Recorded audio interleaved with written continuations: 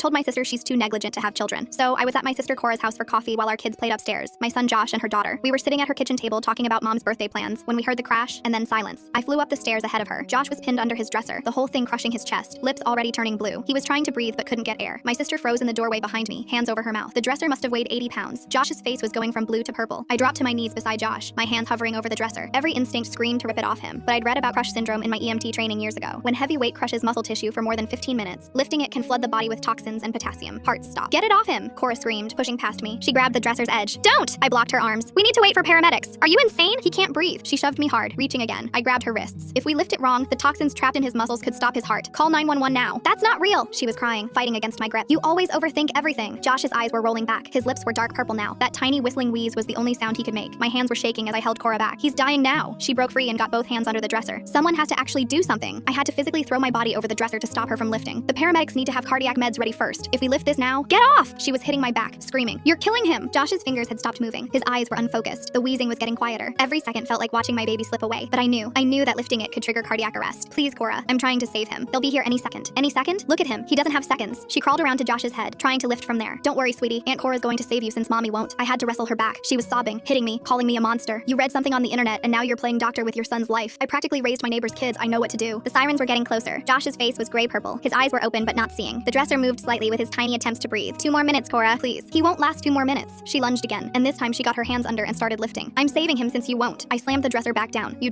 pushed it down harder on your own son. You're insane. You're actually insane. I'm trying to save his life. By crushing him more? What kind of mother does that? The paramedics burst through the door. Cora immediately screamed at them. She won't let me lift it. She's keeping it on her own child. Get her away from him. The lead paramedic took one look and said, ma'am, please don't lift that. We need to establish intravenous access first for sodium bicarbonate. Crush syndrome protocol. Cora's face went white, then red. She looked at me with pure hatred. The paramedics had us wait in the hallway while they worked on Josh. I could hear them setting up the IV, calling out medical terms. Cora cornered me against the wall. You're insane, she hissed, her finger jabbing at my chest. I'm telling everyone. I'm calling David right now and telling him he was right to leave you. You held that dresser down on purpose. You wanted Josh hurt. Stop. I tried to move past her, but she blocked me. For attention. Poor single mom, injured child. Her face was twisted with rage. You've always been jealous that I have a happy marriage, that my kids are healthy. You probably loosened that dresser yourself. Something in me snapped. All the times I'd covered for her, protected her. Your kids? The ones you left in the hot car last month? The words poured out before I could stop them. The ones who got into your pills because you didn't lock them up? Maybe you shouldn't have custody either. Her face went white. She stumbled back. Her evaluation was next week. We both knew it. That's not, what, relevant? You just tried to kill my son to prove you're a better mother after nearly killing yours twice this year. You're negligent. The paramedic told me I'd saved Josh's life, and I realized Cora was gone.